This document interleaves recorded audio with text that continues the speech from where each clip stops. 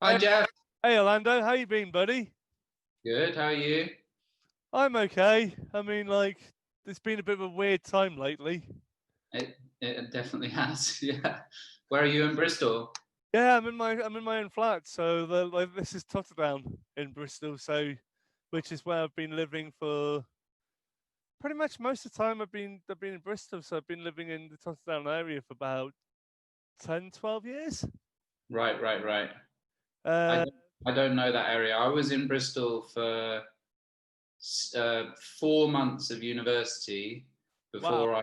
before I dropped out, or 3 months. But I loved it. I was doing the wrong course, but I loved the town. Yeah. Just just wasn't the right thing for me. What course were you doing? I was doing music. I was doing like, classical music at Bristol University, and I sort of got to the my first couple of lectures and stuff at the faculty, and I was just like, No, it's no, not. sir, this is not the one for me. Well, that's the thing is, at least you kind of got a sense really early on for that Yeah, it wasn't working for you, sort of thing. yeah, I didn't waste too much time there, but I messed up then after that because I went to Leeds and I spent a year in Leeds, and I knew straight away that that was wrong for me too. But I was too scared to drop out for a second time. Yeah. Well, was it doing the same thing up in Leeds or something, or was it like? Leeds was more like music production, but Mm, yeah, it was. I just needed to go back to my bedroom and get on with making music. I didn't need to go and do a degree. yeah, because actually, 'cause I think that. Well, I've just been trying to work out today. When was the last time that I probably saw you? Probably would have been the O2 Academy show. Yeah, I reckon 2000. That would have been 2012 or 2013. Wow, that's like 7 or 8 years ago. Yeah, I remember seeing you at O2 Academy. I remember hanging out outside. You came and said hello, and we got you in. And I do remember seeing you that day. Yeah, Uh, definitely. I it remember. was a good. It was a fun show. I remember. I enjoyed that. Yeah, I really loved it as well because like that was at the point where basically, because I was still signing on at the time, and so I was still having. So basically, it was all quandary every day. Was like, do I spend my last tenner on gig ticket or food? Gig ticket, Right. food. But I'd also be because I would be that determined that if I didn't have the money, then especially if it was also like a sold out gig, I'd turn up really early Yeah. just to ask around and see what would happen. Well, I mean, props to you. You did it. I mean, that's if you don't ask, you don't get. And I mean that you have the right attitude there.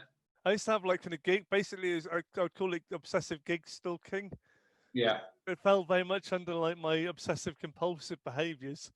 So some, But but there wasn't any negative sort of nothing negative came from that, right? I mean, it sounds like pretty good obsessive compulsive behavior to go to loads of concerts. apart from sometimes I get stressed because I'd be deciding out which ones Right. to go to. Then it'd also be like I'd get the anxious build up of will I be able to get in? Right. Will there be someone turning up with a spare ticket, or will I inadvertently happen to bump into the artist sort of thing? Yeah, yeah, yeah, yeah. I remember like the anxiety of being able to get into shows very vividly, especially when I was underage and trying to get into stuff, and like the build up for the show or the DJ set or something would be so big. I'd be so excited about seeing someone, but always have the like, am I even going to be able to get into the venue?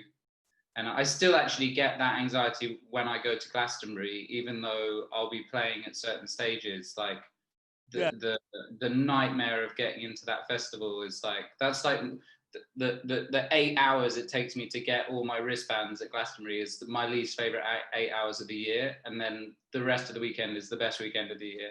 of course, because if it's like it's that waiting for that confirmation to get in. Exactly. It's like when you're there, it's like you can basically unleash yourself because like you set up your tent, get everything set up, and then it's like then it's like kind of head on into party. Exactly. Unleash yourself is exactly the right expression. It's just like, okay, then Yeah, all the work's done. Let's go. it's always like kind of because if you know exactly, especially if you know where your tent is, if you put, I mean, if you're very good, kind of either very close to some very clear marking. Where have you normally camped at Glastonbury? Oh God. Well, I've usually, but whenever I've been there, I've been volunteering with the litter picking crew because I didn't Nice. have it. Cause obviously, not really having the money to be able to afford a ticket. So I was like, right, how can I get in?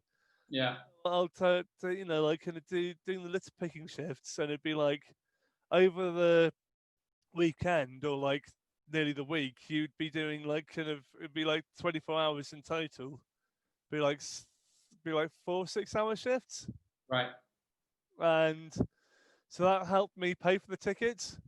Yeah. I mean, Basically, that's not a bad deal. yeah, because like you'd pay up in advance, you do all the shifts, and then you get the money refunded. And Oh, okay. quite often I'd be doing the shifts, which would be like 6 a.m. till midday, which I know would be like really, really early, but it'd mean that I get to see all the artists which I wanted to see. Right, right, right. And also the site is kind of the most relaxed from that in during that time, so you can do your work without having to like jump around, wasted people the whole time. Yeah, well, the first time, especially the first time I did it, I mean, which was like 20 years ago, actually, Right. when I was, Really? yeah, so I was technically underage, technically by about a couple of months. Because if it was, so I was 17 years old, and you're supposed to be 18. That's when I first got in when I was 17. My sister was working in like what used to be called Las Vegas, which was like what became Block 9 and all that kind of area. And she was working in like a kitchen place called the Diner there that was pretty well known. And she came to the gate on a bike that had a like kid's seat on the back, gave me a kitchen staff wristband that wasn't actually a wristband to get me into the festival, No, just said kitchen staff on it. yeah. I sat in the kiddie seat of the bike that I like my butt didn't fit in, and we just cycled really fast through the gate and just waved our wristbands. That's And I got in. one way of getting in. I mean, like, I must admit that my first year, I think, had pretty much one of the greatest festival headline sets I've ever seen in my entire life. What was that? David Bowie. Wow. I mean, like, I was like 10 rows from the front. Wow. Thing. So I remember, like, kind of just like, so like when they were re-screening it this summer, I was like Yeah. sat down with my parents watching it, and I was like, I could feel myself feeling like a 17-year-old all over again. Wow. Yeah. Just Yeah. I could feel myself crying. I was like, I could feel, you know, like especially when he was like singing stuff like Starman and like kind Yeah. of you don't always. I think sometimes with music you don't always expect things to hit you. Yeah. Sometimes emotionally, quite Yeah. so much as sometimes when they do. I mean, Glastonbury is like the magic combination, though, isn't it? Because you've got the music and that space and the spirit of it all. And like my experience of it has always been that it's like falling really deeply in love and then having your heart broken when you go home on Monday. Like it's such a deep dive, and um, I mean, I wish I'd been at that headline show, but I can imagine that would just like pull you back in. Even bands that I don't really like and don't really connect with, when I hear songs that I saw play at Glastonbury, I'm like, oh, You wish that you were was special, you know. but it's like the same. Like I saw, like also that year because they used to have like a rock metal day on the other stage. So Uh-huh. like so Nine Inch Nails, they weren't having one of their good shows. But I remember Okay. um, it was Cypress Hill with the Deftones as a backing band on the Wow. on the Friday. Wow. It was Wow. possibly the biggest crushing mosh pit I'd seen up Wow. until. That's so sick. That's so sick. Have you listened to the new Deftones record? No, I haven't got around to listen to it, but I know loads of people have said that they really like it. It's great. It's great. I only really got, I'm just going to plug my laptop in. I only really got into Deftones like, uh, when was it? It was about 3.5 years ago. Um, I was like, hang on a second, people always talk about Deftones, and I've never listened. I just had never listened, and I put on Around the Fur, Oh, that's a great. and I was just like, this is exactly what I want to listen to right now, and listened to it obsessively for like a year, and became a huge fan. But I think it's sometimes really easy to overlook, I guess, certain bands and certain genres of music because of like sometimes we don't always, if we don't connect with it at the time, sort of thing. Yeah, And I think yeah, that sometimes there's, I mean, like I did the same with Deftones, admittedly. It's partly because of like I didn't quite, I guess I didn't quite get the hype at the time. right. You know, like sometimes there's certain things, you know, like for instance, I'll say this: I'm not the world's biggest Radiohead fan. Uh-huh. Um, it's like on reflection, I do admire some of the stuff which they've done, Mm. sort of thing. Um, When I was a teenager, I basically, apart from Jimi Hendrix, refused to listen to any guitar music. wow. I was just like, no, I'm not into it. And I was all about like electronic music, Mm, drum and bass, hip hop, like, you know, reggae, whatever. And but there was like that thing at that time, mm. certainly where I grew up, where you were like kind of an indie kid, or you were like a stoner or whatever, and um, it was like, it was more than about the music. It was kind of like, this is who I am. It was much more of like an identity thing. And then obviously, like, I sort of got over myself and started listening to all the music I should have been listening to. But then the thing is, that I could probably say the same with myself, sort of thing. Because like I grew up in a like a weird eccentric village. If you think Right. like gentleman on steroids, but Right. like but I guess I did. I guess that there were certain things like I get played by my parents, so whether especially like when we were going on car journeys, it would always be like, right, okay, we'd listen to whether it's the Blues Brothers soundtrack, like the Beatles, Eurythmics, and Very good. but there's also, I think one of my favourite tapes was a 80s. My parents' best man at the wedding was like a hip hop and funk DJ from the Cool. 70s. So they play. We had this mixtape which had like African Bambaataa, Grace Jones, Mally Mel and the Furious Five, you know, Curtis Blow, Shaka Khan, um, you know, all these really amazing songs on it. And I think I really loved it, 'cause especially with the synth sounds. It sounded like space aliens to me. Totally. And Totally. I think that, I mean, I kind of grew up more listening to guitar music than electronic music. And I think Right. that's partly because of whether I had a fear with the culture which went with some of the electronic music. Maybe, Okay. and maybe this is me at the time being like pretentious and going, no, it wasn't for me. Because like, especially with like clubs, because in the 90s you had the whole ecstasy movement, but then you had obviously the whole thing with Leah Betts and stuff like that. Yeah. And I think that that definitely affected some of my attitude towards Yeah, electronic. there was quite a lot of sort of fear around it, wasn't there? There was quite a big narrative of fear that was built around club culture, I think. Yeah. Yeah, and whereas I mean, I realized obviously in my mid to late 20s that that was kind of rubbish. Uh, Yeah. but I think that I was always more. I think I was always more drawn towards artists who were like telling their own personal stories, Right.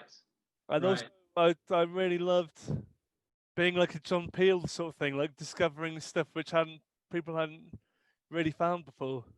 Did you listen to a lot of John Peel? I did a little bit, but I liked that whole. But I mean, like I'd read Krang magazine and I'd find myself not necessarily always buying the records which they would have in the big reviews. I'd be like right seeking out some of the smaller stuff, Cool. Yeah. and Digging it out. yeah, but it's like that's the reason why one of my favorite records is Trans Am, an album called Redline, and I guess they're one of the first kind of bands which really got me into electronics, as well as having like big heavy guitars on there. Right, right, right.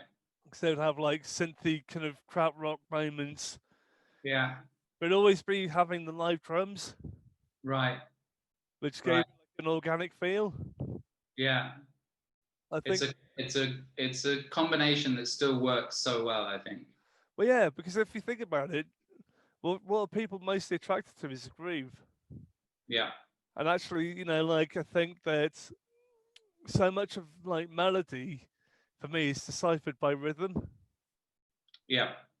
I don't know if that's how you work. Do you work? Do you work? Do you? Sorry if I'm putting words into your mouth. Well, I think that like the way that if we're talking about like contemporary music right now, the stuff that has beats, like we're always listening to the two things at the same time. We're listening to the groove and the melody playing off each other, and when that fits beautifully, that's what we're there for. It's like the two that can keep our hips moving and make us sing along. Like that's what we're after. That's the perfect thing.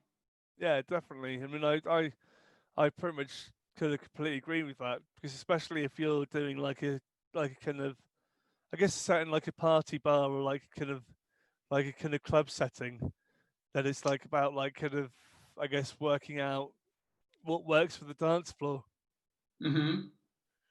really. Yeah, yeah. So I have a habit of like I like making people when I DJ. I like making people dance, obviously, but I also am a little bit of a like testy DJ. Like I'll play a few tracks where I'm like, I'm not sure people are gonna dance this, but I want to find out and Yeah, see.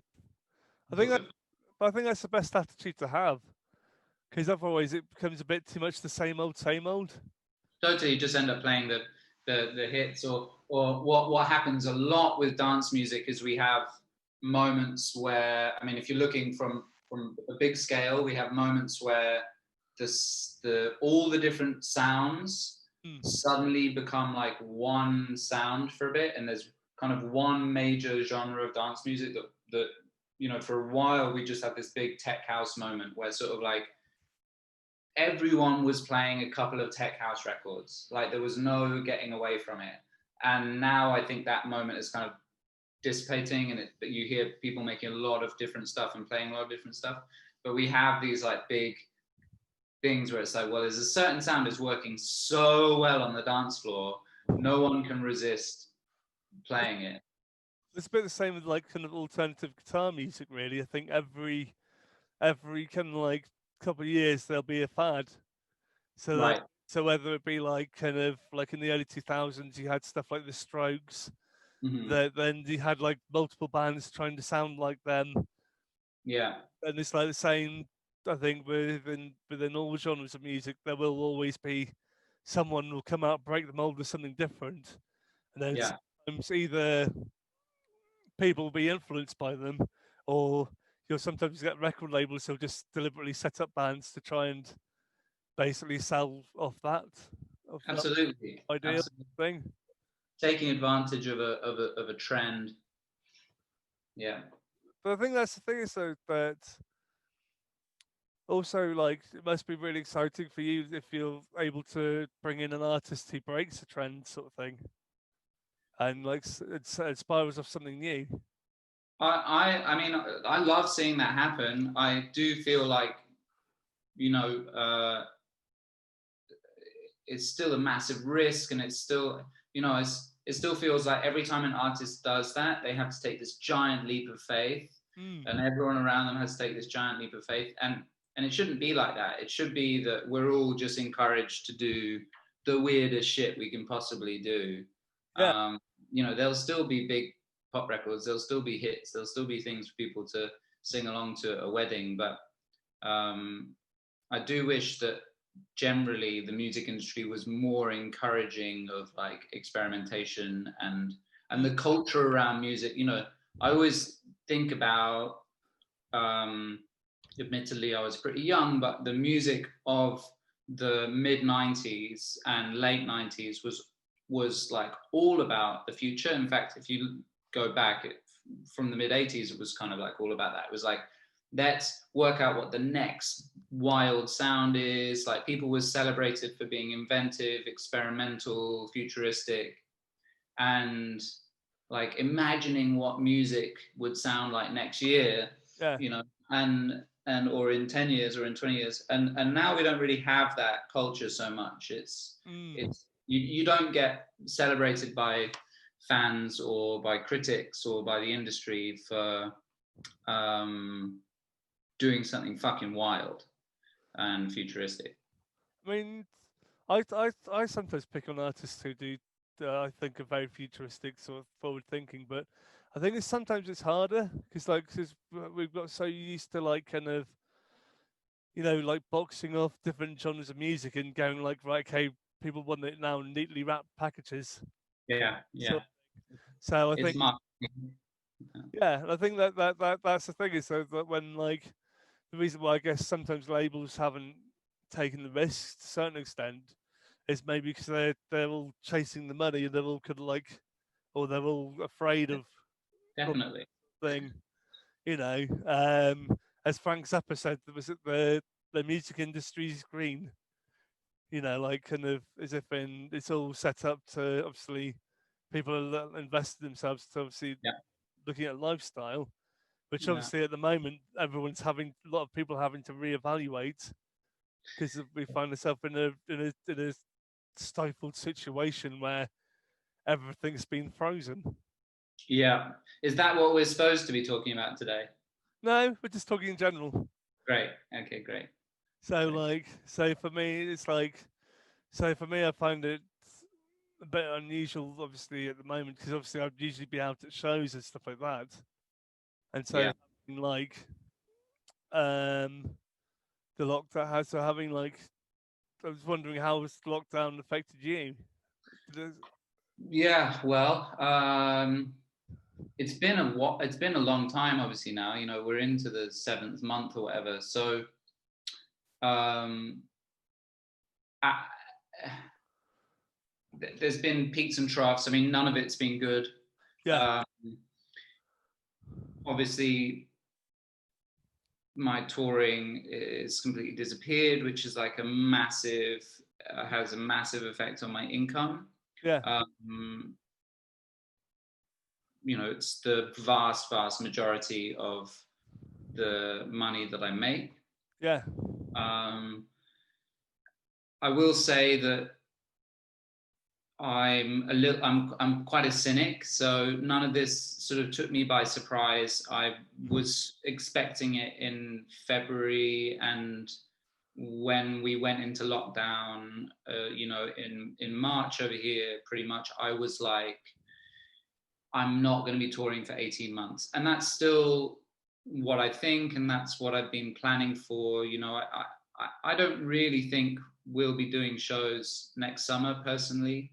um, I think it's much more likely that it's going to take longer than that, though there might be the odd kind of loophole and safe way we can do it.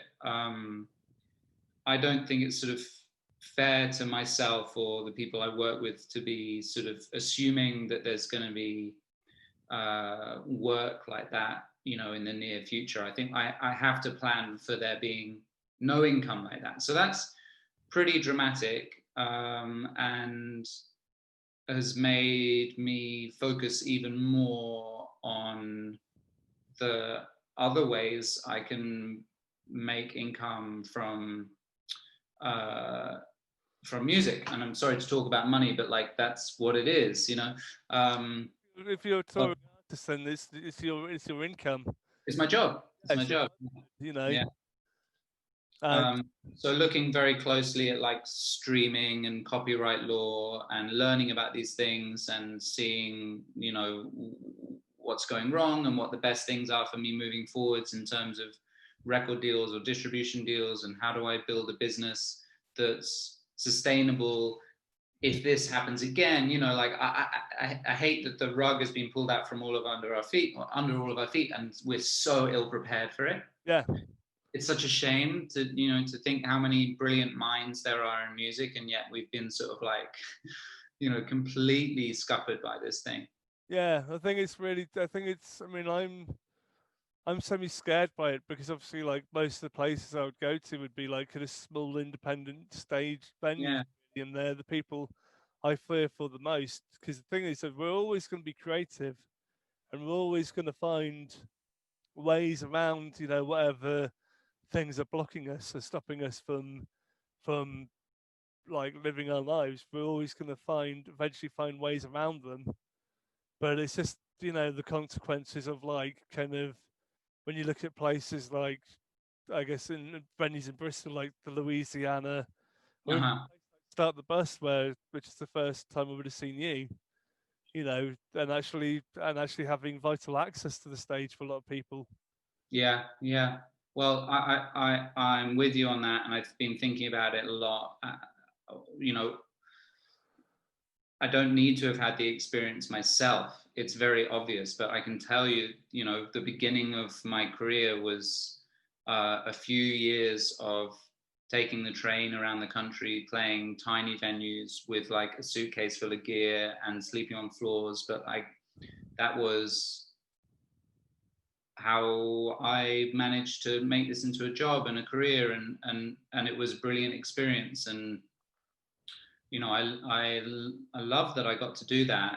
Um, uh, those venues are important for that reason, but not just that reason. They are very vitally like community spaces. They're places where people come out of their houses and do stuff together and actually see each other and interact and meet new people. Like that stuff is so important. Otherwise, we really are just, stuck on our phones and our laptops at home, A thousand, ordering our groceries. well, I 1,000% agree with you because like that's very much like how I've made all my friends has been literally by turning up early to gigs or like kind of um sometimes like even coming to places like Start the Bus because of it would provide like a kind of central hub and it's Right. a place where I knew it was safe for me because I knew most of the people who worked there. Uh, Yeah. and yet I know that they would get very little trouble, sort of thing, and that I could watch, kind of any up and coming artist, whether it's a DJ or producer or like kind of singer songwriter, full on band kind of stuff. Yeah. And What was the best thing you saw at Start the Bus? oh god, I'm trying to think actually. There's been a few. So I remember seeing Flying Lotus back there in 2009. Right. So that was Right. his. That was. So I saw Flying Lotus's first ever Bristol gig, which was Vanfest in 2008. And when I just spent the entire set just watching his hands, because I'd Yeah. never seen anyone's hands move so quickly. Yeah. Because he's creating a lot of the beats on the spot. Yeah. I was like just watching his fingers, just like going, Jesus Christ, it's like fingers McRaw. I was just trying to remember some of the others because I played on the stage at Start the Bus a couple of times back when I Did used you? to. Yeah, I used to have like a split rap personality. Oh, I didn't know that. Yeah, well, I never really told many people about it because I didn't actually record anything. Hang on a second. You were emceeing? Yeah, Wicked. I want to hear that. it was like basically the way I would try to describe it is that I was hugely influenced by an industrial hip hop outfit called Dialect, who I are don't from know. Philadelphia. They're definitely a band which I'd recommend. Their song from the gods of from the an album from the tongues of gods and griots is a particular banger. I'll have a listen to it after this. But I'd be on stage in like an orange boiler suit and black and white face paint, and I'd have like a bottle of tomato ketchup because I'd be trying to like do a whole thing with like kind of swilling it, and pretending it was like fake blood. So Brilliant. that would be so the whole thing was that I was taking the hit.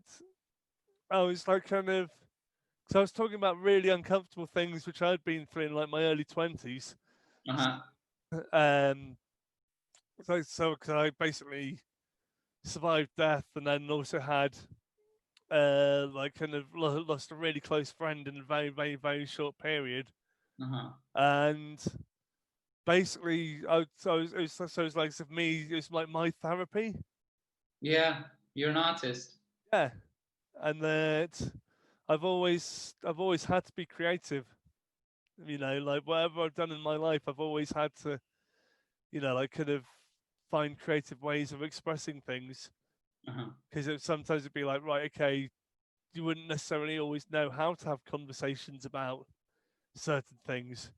So I Yeah. did the whole performance, and I have this really cheaply made backing tracks. Or sometimes I'll be playing with my friend Aaron, who is a really good synth player, and yeah, basically I nearly always end up with me in my boxer shorts, in amongst people, like trying to grab hold of people's legs, just like trying to make people feel uncomfortable. Wow. Yeah, What was it called? I was well. I went through. So when I was with Aaron, it was a negative mental attitude. I- And I know non-compass mentis was actually that phase. Non-compass mentis. Negative Mental Attitude is such a good band name. That was an old band actually. That was pre to that. So yeah, no, it's a non-compass mentis, which was basically like, I think it's like Latin for like something to do relating to mental health. I think. Yeah, yeah, yeah, yeah. Not all there. Yeah, and I remember like jokingly saying that we'd start up a West Country themed tribute band called Non-Compost Mentis. I mean, why didn't you do that? I mean, that sounds like next week's project to me.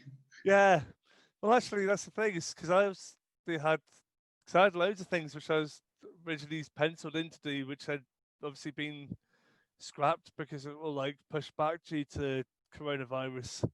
Hmm. Like I was due to actually have my first solo art exhibition No way. Ireland, yeah, because I've created about 50 or 60 odd oil paintings. Wow, amazing. Yeah, which I did of mostly it'd be like, 'cause sometimes I'd take like pictures of musicians, which I'd take on my tablet, which is a big 10-inch thing, and I'd sometimes turn them into paintings where I'd paint the people and then change the backgrounds. Right. Or sometimes I'd do like completely, you know, I focus a lot on faces. So I'd be like doing like quite, I I'd guess, like to see. abstract sort of things. I'd Yeah. like to see them. Oh yeah, I'll go and grab a picture if you want. If you want, Yes, please. Yeah, I want to see. Yeah. I've got loads of my flat. Case of like, but I've got a few of them. Case of the rest of them are in safe storage space. Like, Glad to hear it. Yeah, let me see, please. in a sec. Yeah.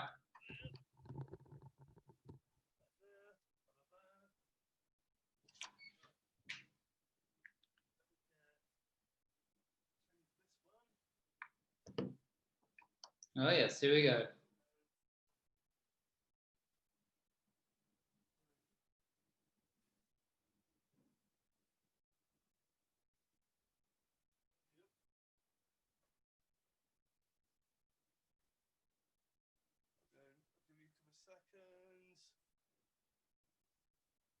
Can't hear you, Jeff. Show you one in a second. Just gonna go and grab. Uh, right. Here's one which I did really recently, which is like Wow. a portrait Wow. in black and white. Yeah, beautiful. And then here's one which I did, I think it was a couple of years ago. I did this one. This one's a bit bigger, Hold so it up. it's a bit harder to get into the full screen. Wow, that's amazing. Yeah, I love it. because I've been involved with like kind of like a few different arts kind of organisations over the years. Yeah, Really. Um, great painting, Steph. Cheers, thank you very much, dude. I mean, do you ever think about doing other forms of like creative arts yourself? Well, well, I mean, I think about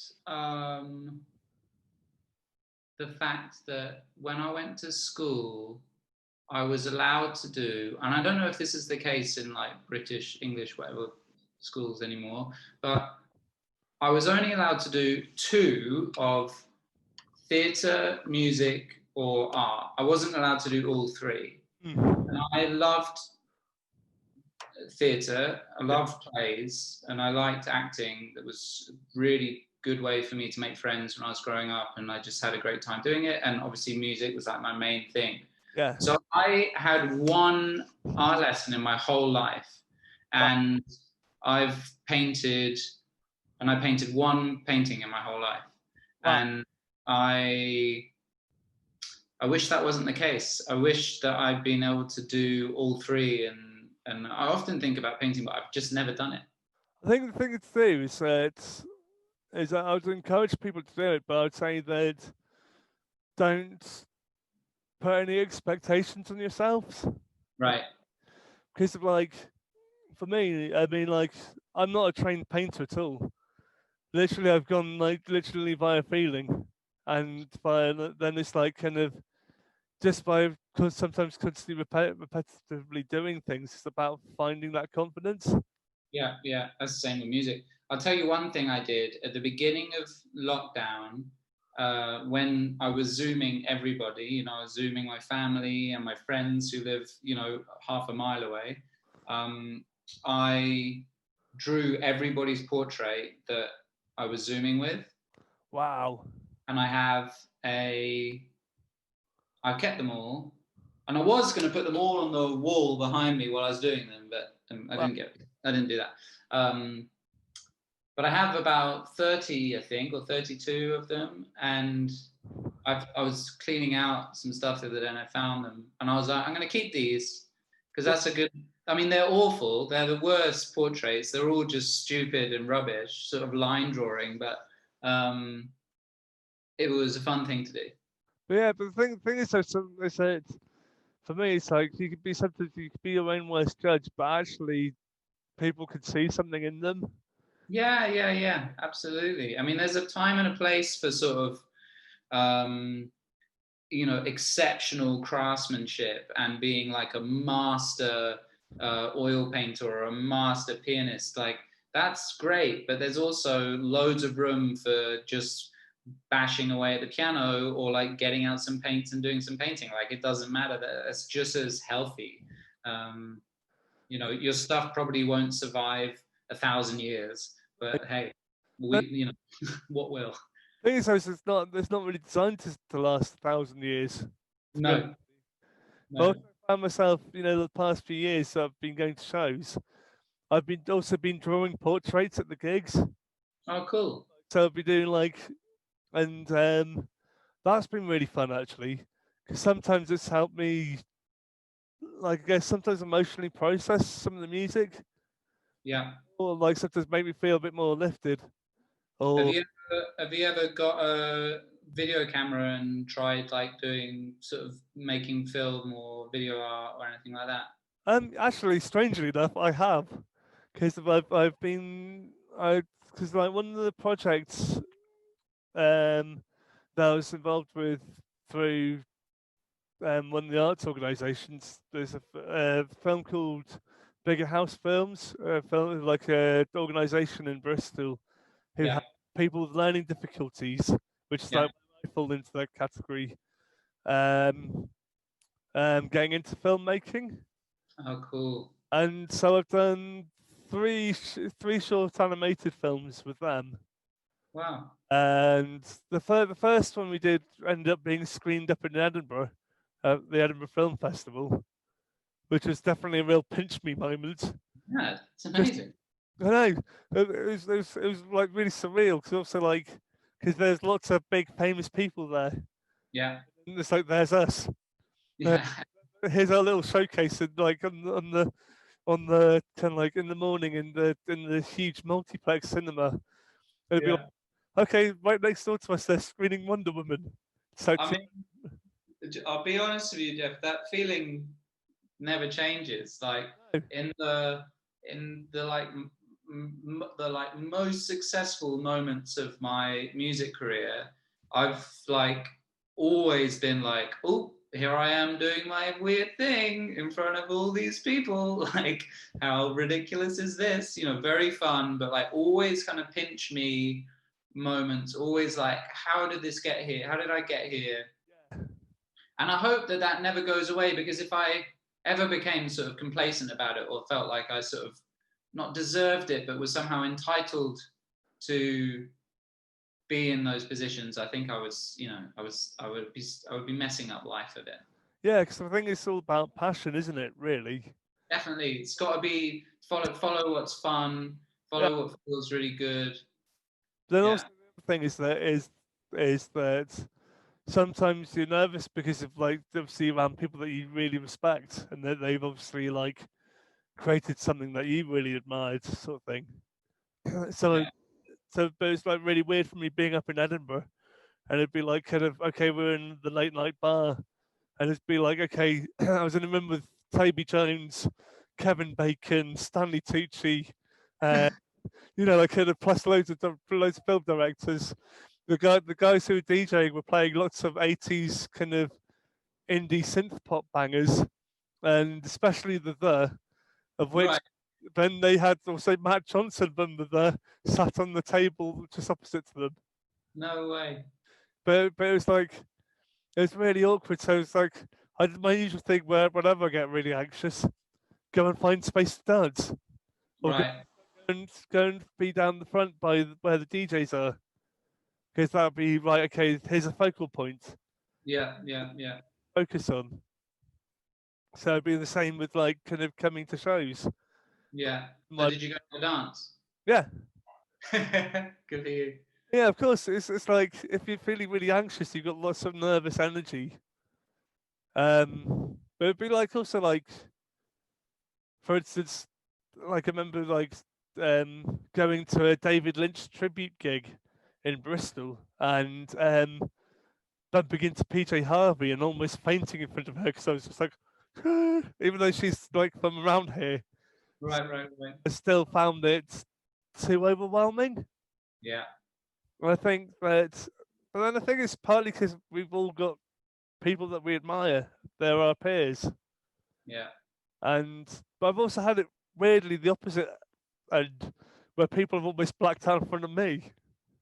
Well, you are a legend too, so not surprising. I'm not really that much of a legend. Yeah, you're up there. You're up there. I've got to do the unusual thing next week. I'm going on Radio 4. Are you? Yeah, Well, for what? I'm doing the Saturday morning live show. With No. yeah, I know. I've got to bite my tongue because I'm on the same show as Michael Portillo. Just be like, Yeah, exactly, well, tricky one, tricky one. exactly. I'm just Hmm. like, because also one of the guys who presents it used to be in the Communards, Okay, Richard Coles, I didn't know that. and So, what are you? What's the? Is there a particular discussion that's being had, or what? I don't know. I think it's just like they probably picked me because of like my weird life story, or Okay, kind of like probably they have somebody who's got like a bit of an inspirational story sort of thing, great, kind of overcoming certain barriers. great. That's Um, awesome. so they approached me originally to do it like the day after my birthday, Uh huh. and I think just due to miscommunication that it all kind of fell through a bit, and then it's like, oh yeah, I'm doing it next Saturday. That's amazing. Yeah, Congratulations. I know. So that's gonna be weird because Yeah. the only other the national radio I've been on has been BBC Six.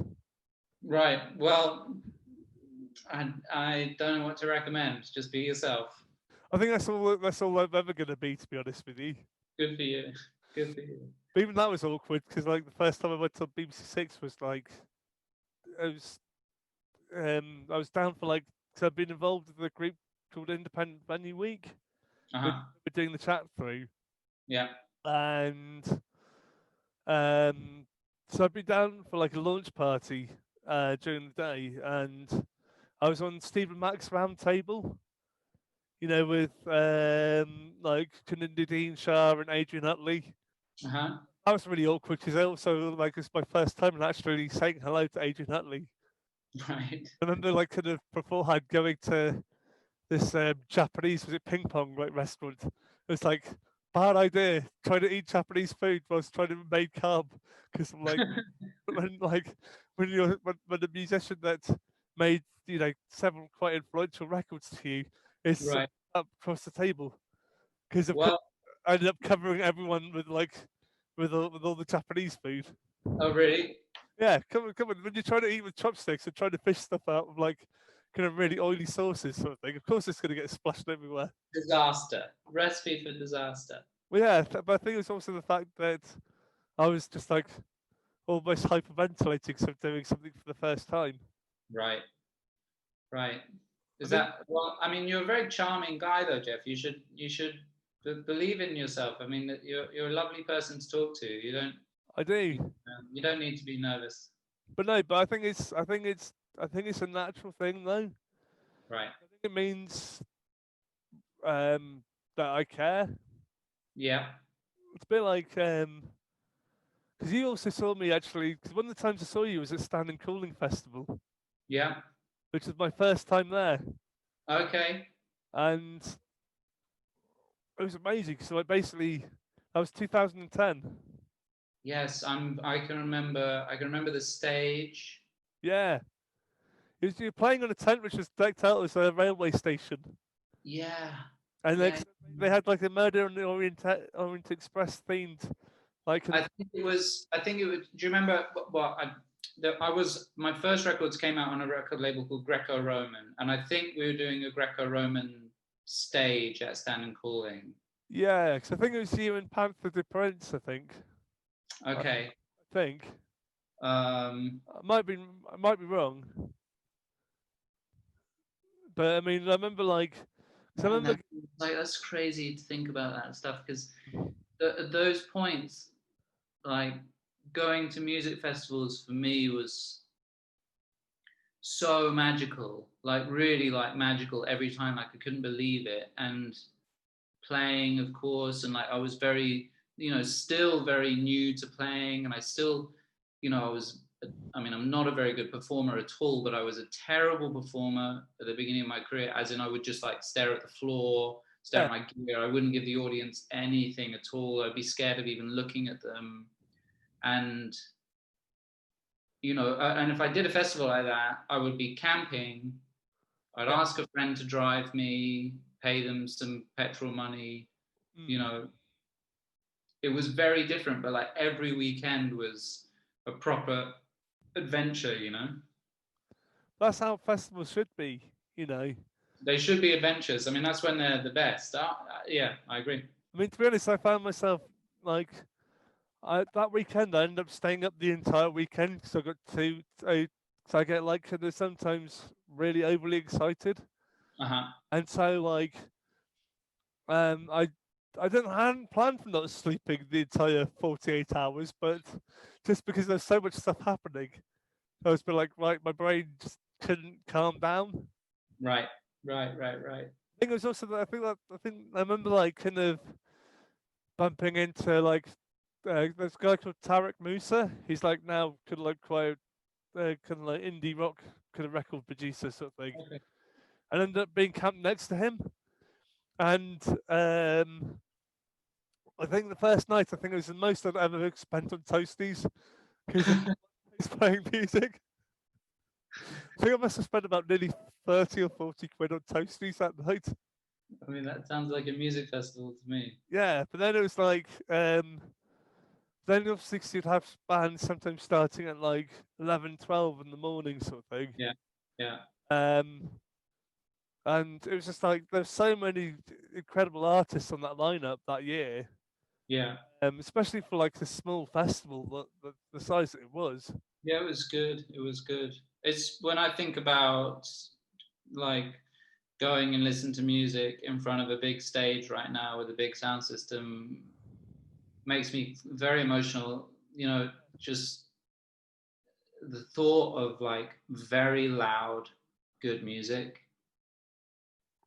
It feels incredibly necessary and beautiful, and like I think I would just burst into tears if I could stand in. If I could go to like a big like dub sound system, at Notting Hill and just like stand in front of a speaker and just feel the weight of loud music, or go and see a great rock band just shredding. I mean, I mean, I can't wait. to be honest, I've been kind of relatively lucky in Bristol because if I've there have been people who've been putting on socially distanced gigs in Right. a couple of the venues, which have really, which has definitely helped out, sort of thing. We haven't really had anything like that in LA.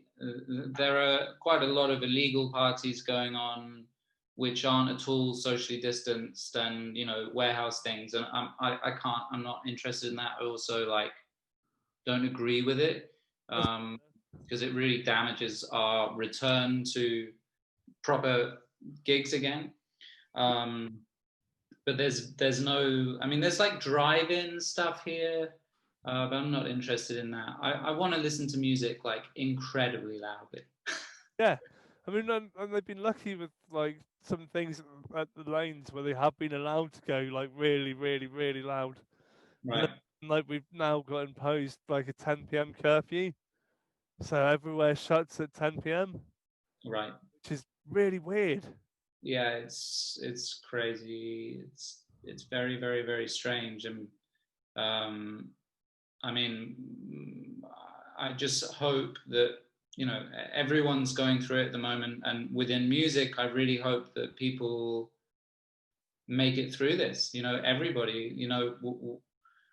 Unless you're incredibly successful, Yeah, this is like life changing right now, and potentially career ending, and certainly, uh, my plans for the next year and my plans over the last 6 months have been to like survive. They haven't been to sort of like go to the next step in my career. It's been like, no, how do I make sure I can still do this in 2022? and how you can still pay rent and like kind of Yeah. look after your well-being as well. And make sure that when we are doing music festivals again in a couple of years, like I can get booked, that I still exist in the realm of music. And that you still like kind of, I guess it's like kind of working out. Because I guess they're also like with festival bookers, they'd be booking people based on like the currency, I guess, like who's currently releasing what sort of thing.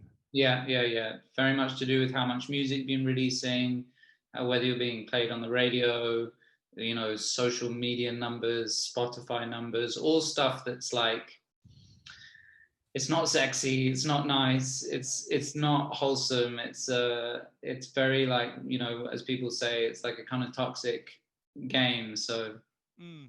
um, yeah, it's an uncomfortable position, of course. I mean, actually, because also one of the things which I've missed the most, which also like coincides with like obviously gigs and meeting up with people, but also being able to hug people.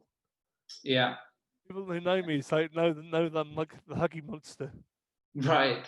You know, Yeah, as if in come on, as if in like especially when dealing with like kind of sometimes like mental health struggles. It's yeah, kind of the importance of like actual, I guess, physical contact. yeah, yeah. Actually, we having to, like I found strangely the actual coming out of the lockdown more scarier than the kind of actually being in lockdown. You're going to have to sort of let down your guard a bit to sort of let people back in. Yeah, it took me a few weeks, but I mean, I've definitely gotten more relaxed around people. Yeah, yeah.